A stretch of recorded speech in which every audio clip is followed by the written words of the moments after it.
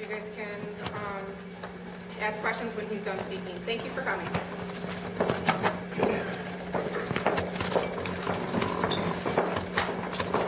Okay, I'd like to thank everybody again for coming to this press conference. On Saturday, May the 19th, we will have sanctioned MMA fights here in New York for the first time in over 10 years. To my left, I have two amateur fighters that will be on the card that night. They've both fought out of state many times and are looking forward, I'm sure, to fight here in New York for the first time. To my right, I have Angelo Castricone. He's the USMTA representative that will be sanctioning the fights for us, allowing me to promote the show and put on the show. And next to Angelo, I have professional fighter Eric Herbert. He is also the co-promoter of the event. A couple of things that I'd like to touch base on, first of all, is mixed martial arts for professional fighters is still illegal in New York State. We need the Senate and the Assembly and our local constituents to please step up and help us pass and get this bill 1707A approved so fighters like Eric are able to compete here in New York. I'll open the floor to any questions that anybody may possibly have about the upcoming event on Saturday, May 19th, or any questions for the fighters or the sanctioning body. Can you just touch on what makes this legal? I know we kind of talked about it for a few minutes. How is this going to work as far as the law goes? I'll let Angelo answer that since he's kind of worked with the state. He's worked with the state and a lot of realms with that. Basically, what the New York State Athletic Commission has said, as long as it's an amateur show and it's run through a sanctioning body, that they have no issues with the MMA being put on. You mentioned that it's been 10 years since the sanctioned fight. Why has it been that long, and why is Victory MMA being the first? Well, basically, no one's really pursued it up until Don Lilly has, and went to the New York State Athletic Commission, found out what the criteria is to put the show together. They contacted me as a sanctioning body, and basically that's how everything is developed to this point. In New York State, as you mentioned now, this gym has approached to have a sanctioned fight. Has there been a lot of gyms or people in New York State that want to do the same thing, or is it kind of is it growing in that regard? It will grow once, I'm sure, once this show is off the ground, and you'll have other organizations that will try to do the shows also in New York State. Why has it been illegal? It really never has been illegal. It's just, again, as long as it's done on an amateur level, there are no pros, and it's done through a sanctioning body, the show can go on. But also, municipalities have to agree to it also. So that's been a lot of towns, because of what's been going on, the poor press about our sport, municipalities, towns, police departments, everybody's hesitant about doing this.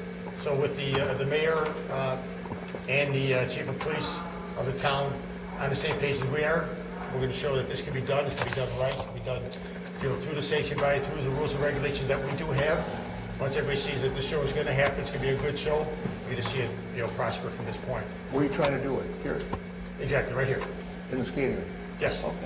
How many people are you expecting? I'm assuming you've sold tickets for the event. Correct. Yeah. Correct. Myself and Eric have co-promoted the event. Tickets went on sale approximately a month ago.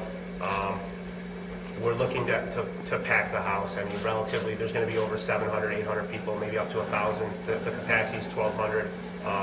The phone has been ringing and ringing for people that want to see the sport in New York. So we're happy to be able to help and put it on and help these local guys come in and fight in their hometown.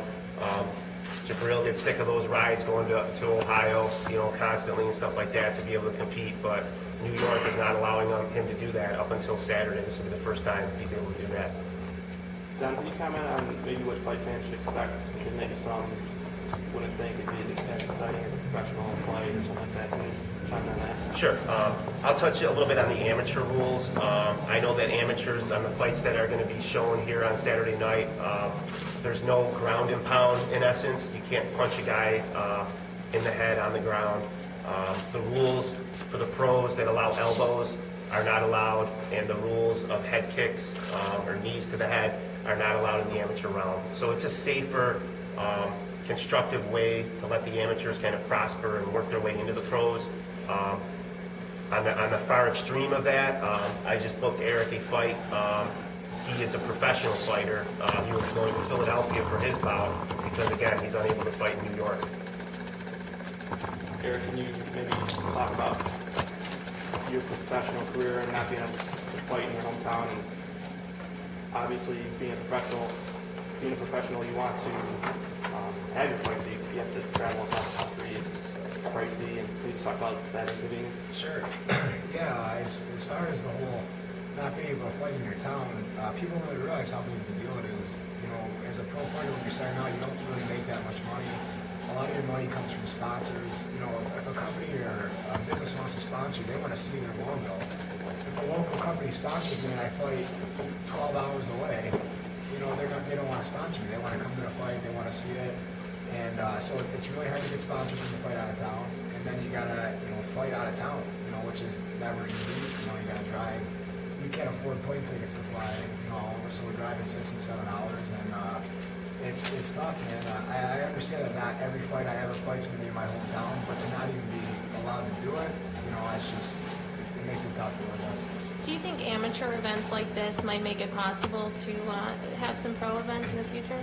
Yeah, absolutely. I think people, whoever's in charge of it, the politicians, the lawmakers, and even just the casual people who have a negative opinion on it, they need to see that it's okay. You know what I mean? It's not this brutal sport that people think it is. It's sanctioned, it's regulated. You have phenomenal athletes doing it. There's tons of safety precautions, and once people get exposed to it in a positive way instead of just negative light that tends to surround it, then yeah, I think people would, you know, definitely be more open to the spotlight you know, to regulating for pros and then making it legal for pros, and you know, but it all comes off with if amateur fights go good, then pro fights go good, and then it makes it easier. The legislation that would legalize it in the state was shot down last week in Albany. Your reaction to that?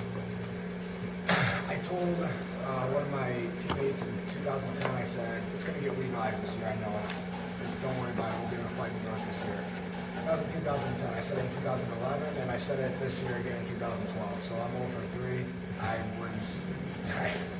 When I read it and I saw it, I was just, I mean, it's like surreal. It doesn't even get to the level where it can be voted on. It just gets shelved like there's not enough interest in it.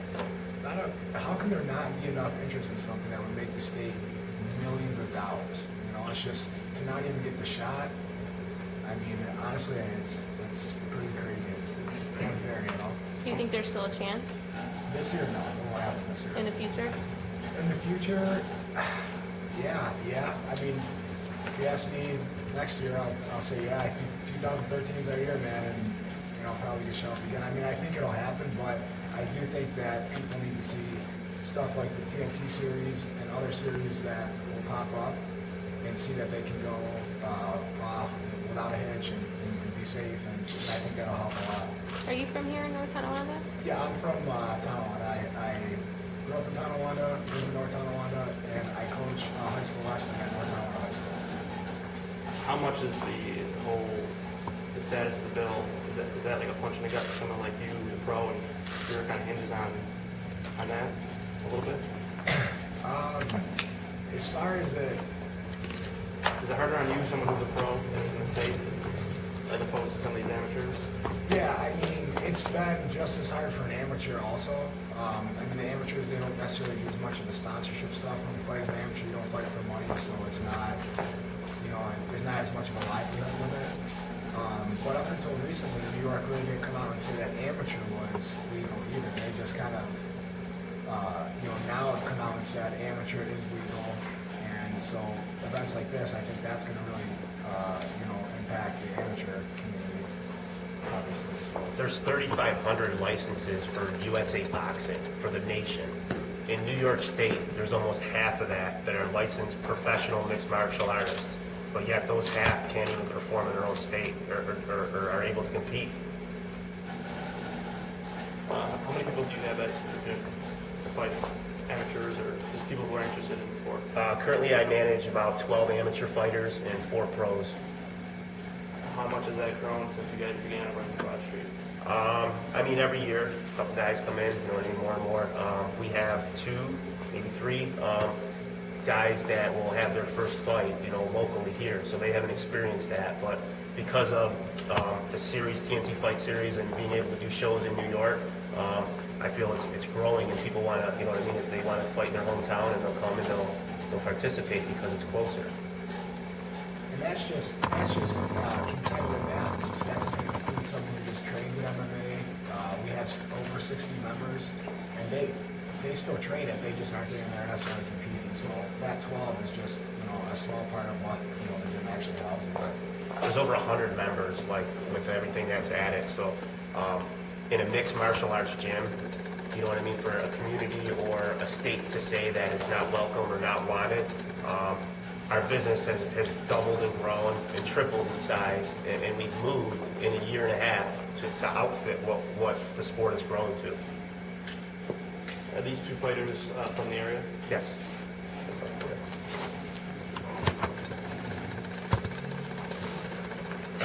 Tom, can you just turn my recorder?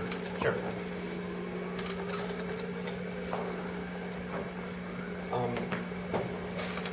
Start with the grill. First of all, where are you from? Actually, I'm from Syracuse, New York, 315. Now, where do you reside? You from Yeah, I reside in the Rochester area. And are you fighting through victory? Yes. Can you talk about this opportunity for your career? This opportunity, to fight, with Victory MMA, fighting here for these fans in Buffalo. I mean, this is a huge opportunity. To be honest, I'm proud to be fighting here in New York. It's about time, Pete, myself, and every other fighter has the opportunity to, perform. Can you kind of comment on the same thing? I'm just really excited to be able to fight in my hometown. I've been training for about 2 years. Getting into it, that was kind of the dream, and it's a little bit of a letdown having to hit the road each time, but you do what you got to do, and now we can do it here at home. It's really exciting. It's going to be my biggest event yet. It's just I got a real cross section of folks that I know, and Are you from around here? for me. Yeah, I'm from Buffalo, New York. Buffalo? Whereabouts? I live on North Island Street, near Tonawanda. Do they fight out of your gym? Are they victory centers? Both fighters do fight out of my gym. Like Jabril says, he lives in Syracuse. I manage him. I book his fights. There's a kid that comes 2.5 hours to train with one of the best gyms in the state. There's gyms out in Syracuse you can definitely walk into and fight before. But the competition with the pros and stuff like that, there's only a handful of pros. There's about 6 of them in Western New York, 6, 7 of them. We house 4 of them. Do you want to go through the fight card, and is that something you do today, or is that something we could do after the press conference? Yes, I can give you the information. All the fights are going to be on tntfights.com. We're going to update the website with the current fights of what's to take place on Saturday night. The fight card itself consists of fighters from New York. We're flying a fighter in from Florida to compete. There's a couple of fighters from New York City. One from Boston, that has gravitated to want to fight for the first time in New York. There's been media outlets, the Fight Nerd, MMA Mania, national attention from the MMA world because this show is going to take place. So, What's the lure of fighting in New York aside from it being in your home state? You could obviously go to Pennsylvania, Ohio, 45 states are. Is there an extra lure to want to fight here? I believe there is. Like Pete said earlier, it sucks trying to go 4 or 5 hours, out to Ohio to fight, even down to PA, wherever it is, this is, being able to fight in New York, it's just a lot closer. It's not that far of a travel on everybody that wants to come see this happen. How many fights are there? 10. How long are they each? 3 3-minute rounds. When does it start? Doors open at 6:30. Fight starts at 7:30. So when do you think it's gonna be over? About 11 o'clock? 10 fights now will be done for that, but before 10. Before then? Yeah, definitely before 10.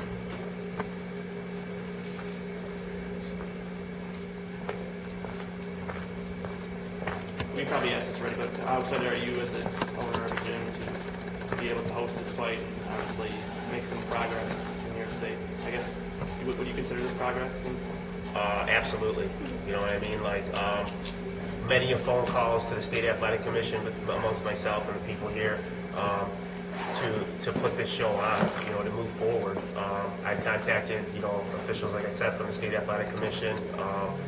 I called the local municipalities. I called the chief, the mayor of the townships to make sure that if we were to do an MMA show, we weren't going to be shut down. And we've gotten the word from the state and from all the other people that to go ahead and move forward. Any politicians reach out to you with support? We've tried to reach out to a few of them. Haven't heard many response. I know there are some that are for it, and I know there's, you know, some that are against it. If all this goes well, how many more can you expect in the future? Our promotion itself, we would like to put on 3 or 4 MMA, you know, fights a year. If it happens successfully and continues to grow, we're not going to be the only show in Buffalo. You're going to see them every other weekend, I'm sure. There's going to be MMA fights that pop up downtown and pop up all throughout the state. You know, it's kind of a waiting curve to see what's going to happen at this one. You know, but like I said, with the sanctioning body here, there's like a 25-page rule book that I have to follow and abide by in order for these fights to even take place. And the sanctioning body oversees and governs that, you know, from the doctor to the medicals to the EMT to the blood work that the fighters have to compete and have, all the way down to the protective equipment they have to wear as amateurs. You know, it fine-tunes everything for them. Are there any other gyms involved, local gyms? Yes, a couple of them. Can you list them? Yeah, Western New York MMA is one of them. Buffalo BJJ is a local Buffalo business that has it. Western New York Muay Thai, there's a couple fighters.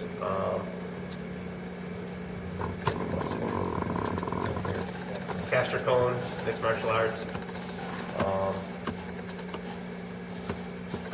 And like I said, a lot of the card is made up through, you know, I have like a guy from Erie, PA, a couple from Cleveland, a couple from New York City, a guy from Florida, that are kind of matched up with the local guys to come in and compete. How many guys